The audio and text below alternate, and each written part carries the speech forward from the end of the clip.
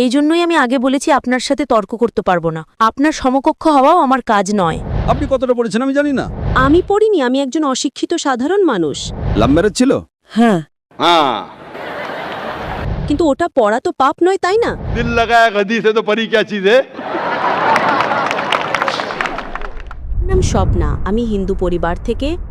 আমার স্বামী মুসলমান হামিদ কোরেশি। আমি এই প্রশ্নটা করছি যে পূর্বপুরুষদের সময় থেকেই হিন্দু মুসলমান জাত ভেদাভেদ চলছে। তো আপনি বলেন যে হিন্দু মুসলিম আলাদা আলাদা নয়, এরা সব এক। আমি মানি, কিন্তু ব্যাপারটা হলো যখন কোনো হিন্দু বাচ্চা হয় তখন তাকে হিন্দু রীতিতে বরণ করা হয়, মুসলিম বাচ্চা হয় মুসলিম রীতিতে বরণ করা হয়, যেমন তার কানে আজান দেওয়া হয়। আর যখন হিন্দু বাচ্চা হয় তার নাম কৃষ্ণ বা রাম নাম রাখা হয়। যাকে যেরকম শিক্ষা দেওয়া হয় সে সেরকমই শিক্ষা পায়। যেমন আমাদের শেখানো হয়েছে ছোটবেলা থেকে ভগবানকে মানতে, আমরা ভগবানকে মানি। আমরা মুসলমান ধর্মকেও মানি, এমন নয় যে মানি না। আমাকে যেরকম শিক্ষা দেওয়া হয়েছে সেই শিক্ষাকেই আমি মানি। কিন্তু আপনি বলেন যে মুসলিম সঠিক আর হিন্দু ভুল, এমনটা কিভাবে বলতে পারেন? পূর্বপুরুষরা এত বড় মানুষ ছিলেন, তারা অনেক কিছু জানতেন। আমি আপনার সাথে তর্ক করতে পারবো না, কারণ আপনি অনেক কিছু জানেন আর আমি কিছুই জানি না। আমাদের বাবা দাদারা এসব দেখে এসেছেন এবং আমরাও দেখেছি যে আমরা গুরুজন, তাদের আমি সম্মান করি। তিনি আমার সাথে তর্ক করতে চান না, আমিও আপনার সাথে তর্ক করতে চাই না। করতে পারবো না কারণ আমার অত শিক্ষা নেই, অতটা বলতে পারবো না, তাই না? বোনের প্রশ্ন হলো যে আমি বলি হিন্দু মুসলিম এক, কিন্তু যে হিন্দু পরিবারে জন্মায় তাকে হিন্দু শিক্ষা দেওয়া হয়, যে মুসলিম পরিবারে জন্মায় তাকে মুসলিম শিক্ষা দেওয়া হয়। তাহলে এটা কিভাবে বলা যায় যে মুসলিম সঠিক আর হিন্দু ভুল? এটা কি বোন আপনি বলছেন আপনার শিক্ষা কম। আমি আপনাকে জিজ্ঞেস করতে চাই 2 যোগ 2 কত হয়? 2 আর 2 কত হয়? 2 আর 2 কত হয়?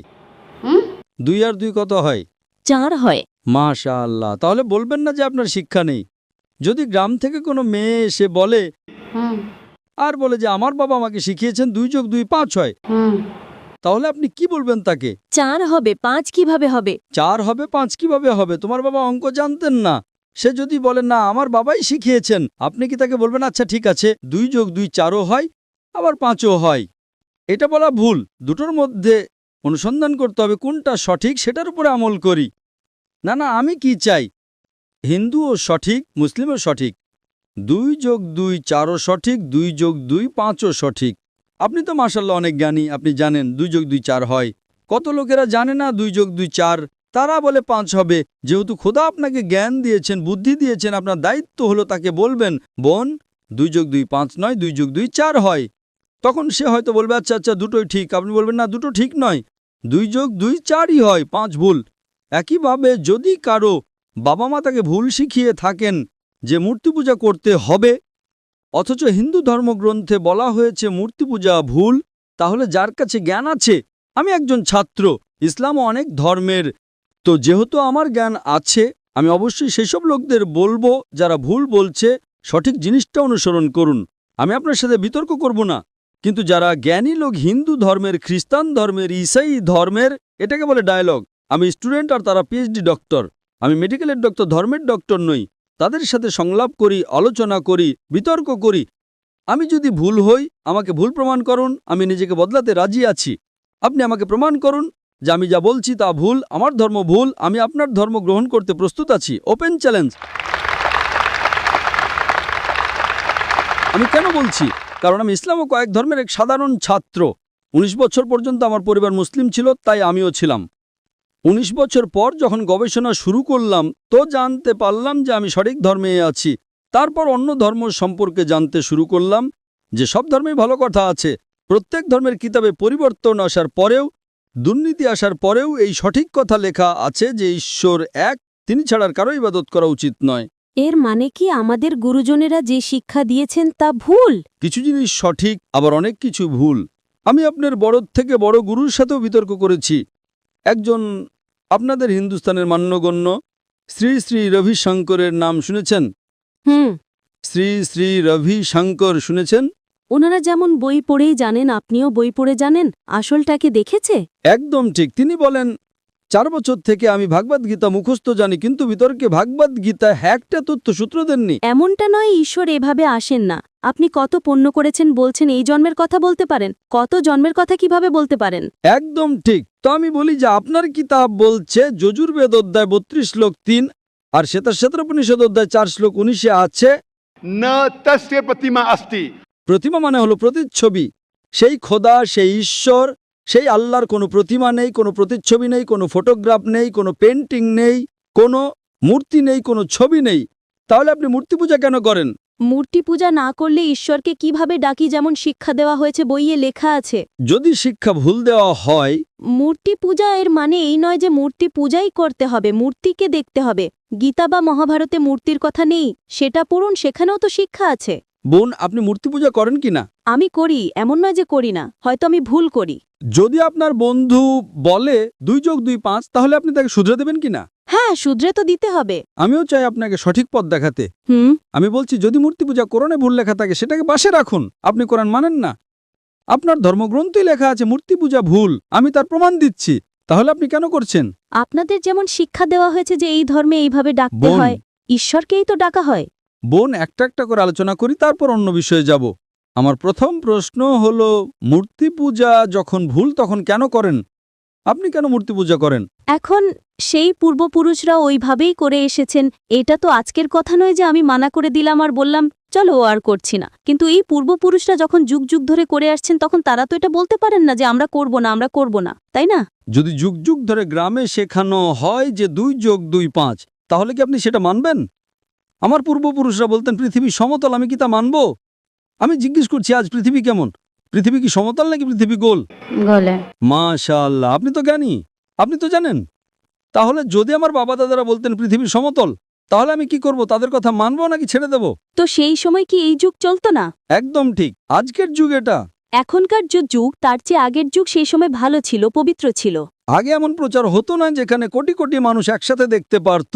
আজকের প্রচারে এখানে লক্ষ লক্ষ মানুষ জমা হয়েছে, লক্ষ লক্ষ মানুষের সাথে টেলিভিশনে কোটি মানুষ দেখছে। তাই আপনার কোনো অজুহাত থাকবে না। কোটি কোটি মানুষের সামনে আপনাকে বলা হয়েছে যে মূর্তি পূজা ভুল, এরপরেও যদি আপনি করেন তাহলে আপনার কোনো অজুহাত বাকি থাকবে না। মূর্তি পূজা ভুল আপনার কোরআন শরীফে যেমন লেখা আছে, আমাদের গীতা মহাভারতেও লেখা আছে, কিন্তু ওটা পড়া তো পাপ নয়, তাই না? আমি কখন বলেছি যে গীতা পড়া ভুল? আমিও গীতা পড়ি, আমি বাইবেলও পড়ি, আমি ইহুদিদের কিতাবও পড়ি, আমি বেদও পড়ি। আপনি কতটা পড়েছেন আমি জানি না, আমি পড়িনি, আমি একজন অশিক্ষিত সাধারণ মানুষ। কিন্তু আমি পড়েছি। হ্যাঁ, এই জন্যই আমি আগে বলেছি আপনার সাথে তর্ক করতে পারবো না। আপনার সমকক্ষ হওয়াও আমার কাজ নয়। হ্যাঁ, তো আমি আপনার সাথে তর্ক করছি না, আমি শুধু অনুরোধ করছি। কিন্তু আমি এটা বলতে চাইছি না আমাদের পূর্বপুরুষরা যা করে এসেছেন সেটা কি ভুল? এজন্যই তো বললাম, আমার পূর্বপুরুষরা বলতেন যে পৃথিবী সমতল, দুনিয়া সমতল। আমি সেই পূর্বপুরুষদের কথা কি মানব? আমি পূর্বপুরুষদের সম্মান করব, তারা আমার বড় ছিলেন, আমার বাবা দাদা ছিলেন। সম্মান করার মানে এই নয় যে তাদের সব কথা মানতে হবে। যদি আমার পূর্বপুরুষরা বলতেন 2 যোগ 2 5, তাহলে কি মানব? না। আমি শ্রদ্ধার সাথে আচরণ করব, আমি তাদের গালি দেব না, আমি তাদের অসম্মান করব না, ভালোবাসার সাথেই বলবো, কিন্তু বলবো যে আপনি ভুল। হুম। আর যদি নাও বলি, অন্তত আমার জীবনে সেটার ওপর আমল করব না। হুম। আমি জিজ্ঞেস করতে চাই যে যখন আপনার ধর্মগ্রন্থ বলছে আপনার স্বামীর কিতাব, হুম। আপনি তো আপনার স্বামীকে বিয়ে করেছেন, তাই না? হ্যাঁ। লাভ ম্যারেজ ছিল? হ্যাঁ। हाँ ঠিক ছিল না ভুল ছিল সেটা অন্য কথা, কিন্তু যখন আপনি আপনার স্বামীকে এত ভালোবাসেন, আপনার স্বামী আপনাকে ভালোবাসেন কিনা? হ্যাঁ। করেন তো? হ্যাঁ। আমি আমার স্ত্রীকে খুব ভালোবাসি, আমি আমার স্ত্রীকে সবচেয়ে বেশি ভালোবাসি। আপনার স্বামী আপনাকে ভালোবাসেন, তিনি কি চান না যে আপনি জান্নাতে যান? না। আপনি কি চান যে আপনার স্বামী জান্নাতে যাক? যাক কিনা? হ্যাঁ। তাহলে আমি জিজ্ঞেস করি, যদি একটা গাড়ি থাকে আর সেই গাড়িটা যখন চলে, তার একটা চাকা সাইকেলের আর আরেকটা চাকা ট্রাক্টরের, গাড়িটা চলবে কি? না। চলবে না, ভারসাম্যহীন। এজন্য আমাদের দেখা উচিত কোনটা একটা সঠিক। 4 টায়ার যদি লাগিয়ে দেয় সাইকেলের, তাহলে হয়ে যাবে হাতগাড়ি। যদি ট্রাকের টায়ার লাগাই, হয়ে যাবে ট্রাক। তাই আমাদের এটা অনুসন্ধান করা উচিত। আমি এটা বলছি না যে চোখ বন্ধ করে আপনি আপনার স্বামীর কথা মেনে নিন। শিক্ষিত হওয়া জরুরি নয়, কিন্তু বুদ্ধিমান প্রজ্ঞাবান হওয়া জরুরি। আমাদের শেষ নবী মুহাম্মদ সাল্লাল্লাহু আলাইহি ওয়াসাল্লাম, তিনিও নিরক্ষর ছিলেন, কিন্তু সবচেয়ে জ্ঞানী ছিলেন। তো আমি আপনাকে জিজ্ঞেস করছি, যখন স্পষ্টভাবে আপনার বইয়ে, হিন্দু ধর্মগ্রন্থে এবং কোরআনে লেখা আছে, তখন আপনার পূর্বপুরুষরা যদি ভুল কথা বলতেন, তাহলে কি আপনার সেই ভুল জিনিসের ওপর আমল করা জরুরি? না। তাহলে আপনি কেন মূর্তি পূজা ছাড়েন না? আপনি বলেন আপনি আপনার স্বামীকে ভালোবাসেন কিনা সেটা একটা প্রশ্ন চিহ্ন। এটা বাহ্যিক ভালোবাসা। সত্যিকারের ভালোবাসা হলে আমি চাইবো যে এই দুনিয়াতেও এবং আখেরাতেও আমার স্ত্রী আমার সাথে থাকুক। আপনি কি চাইবেন না যে আপনার স্বামী আপনার সাথে থাকুক? চাইবেন কি না? হ্যাঁ। তাহলে আপনি কি এটা অনুসন্ধান করবেন না যে কে সঠিক, আপনার স্বামী নাকি আপনি? কারণ আপনার হিন্দু ধর্মগ্রন্থ লেখা আছে এটা হারাম। ইয়া। তাহলে আপনি কি মূর্তি পূজা ছাড়তে প্রস্তুত? হ্যাঁ। মাশাআল্লাহ। আপনি কি মানেন যে খোদা এক? হ্যাঁ। আপনি কি মানেন মূর্তি পূজা ভুল? হ্যাঁ, ভুল। আপনি কি মানেন যে মোহাম্মদ সাল্লাল্লাহু আলাইহি সাল্লাম শেষ নবী? হ্যাঁ, হ্যাঁ। মাশাআল্লাহ। এর মানে আপনি মুসলিম? হ্যাঁ, হ্যাঁ। স্বামী মুসলমান হলে স্ত্রীও মুসলমানই হয়। কি? স্বামী মুসলমান হলে স্ত্রী মুসলমানই হয়। স্বামী আছে তাই মুসলমান এমনটা সবসময় জরুরি নয়, উল্টোটাও হয়। স্ত্রীও স্বামীর পরিবর্তনের কারণ হয়ে যায়। কারণ একটা প্রবাদ আছে, আমি বলবো সঠিক নাকি ভুল। दिल लगाया गदी से तो परी क्या चीज है। তো ভালোবাসা অন্ধও হয়। আমার উর্দু অতটা ভালো নয়, সব কবিতা পাবলিকের জন্য নয়। তো আমি বলতে চাই, আপনি তো বিয়ে করেছেন, ভালোবেসেছেন, কিন্তু বাস্তবে আপনি যদি মূর্তি পূজা ছাড়তে প্রস্তুত থাকেন, এক খোদাকে মানতে প্রস্তুত থাকেন এবং এটা মানতে প্রস্তুত থাকেন যে মোহাম্মদ সাল্লাল্লাহু আলাইহি সাল্লাম শেষ নবী, তাহলে আপনি নিজেকে মুসলিম বলতে পারেন। হ্যাঁ, আমি তো মুসলমানই। মাশাআল্লাহ। তাহলে আপনি মানেন যে খোদা এক? হ্যাঁ। আপনি মানেন মূর্তি পূজা ভুল? হ্যাঁ, ভুল। আপনি মানেন যে মোহাম্মদ সাল্লাল্লাহু আলাইহি সাল্লাম শেষ নবী? হ্যাঁ। মাশাআল্লাহ। আপনাকে কেউ জোর করছে ইসলাম গ্রহণ করার জন্য? না, না, আমাকে কখনো কেউ জোর করেনি। কত বছর আগে আপনার বিয়ে হয়েছে? এখন 8-9 বছর হয়ে গেছে। 9 বছর হয়ে গেছে। আপনার স্বামী জোর করেননি। ঠিক করেছেন না ভুল করেছেন সেটা পরে আলোচনা করা যাবে, কিন্তু আজকে আপনি নিজের মন থেকে ইসলাম গ্রহণ করতে চান। হ্যাঁ। আপনার উপর কোনো চাপ নেই, না। আপনি মন থেকে করতে চান। হ্যাঁ। ইনশাআল্লাহ আমি আরবিতে বলবো আর আপনি তা পুনরাবৃত্তি করবেন। अशहदु আশহাদু अल्लाह আল্লাহ इलाहा ইলাহা इल्लल्लाह ইল্লাল্লাহ व अशहदु ওয়া আশহাদু अन्ना আন্না मुहम्मदन মুহাম্মাদান अब्दुहु আবদুহু व रसूलुहु। ওয়া রাসূলুহু। মাশাআল্লাহ। মাশাআল্লাহ। আপনি মুসলমান হয়ে গেছেন, আপনি 9 বছর পর মুসলমান হয়ে গেছেন। আমি অনুরোধ করব যে আপনি ইসলামের জ্ঞান অর্জন করেন, কোরআন অনুবাদের সাথে পড়েন আর সেটার উপর আমল করেন। আপনার এই শাহাদাত আমার গতকালের বয়ানকে সম্পূর্ণ করেছে। আমি বলেছিলাম জ্ঞান 2 পৃথিবীর জন্য। সেই জ্ঞান আপনি পিএইচডি করেন, টিচার হন, প্রফেসর হন, কিন্তু আপনার রবের দিকে নিয়ে আসবে না, আপনার সৃষ্টিকর্তার দিকে নিয়ে আসবে না। সেই জ্ঞান দিয়ে কি লাভ? আপনি সেই প্রফেসরের থেকেও উত্তম যার জ্ঞান তার রবের দিকে নিয়ে আসছে না। আমি আপনাকে ধন্যবাদ জানাই আর আল্লাহর কাছে দোয়া করি আপনাকে এই দুনিয়ার আখিরাতে ইনশাআল্লাহ জান্নাত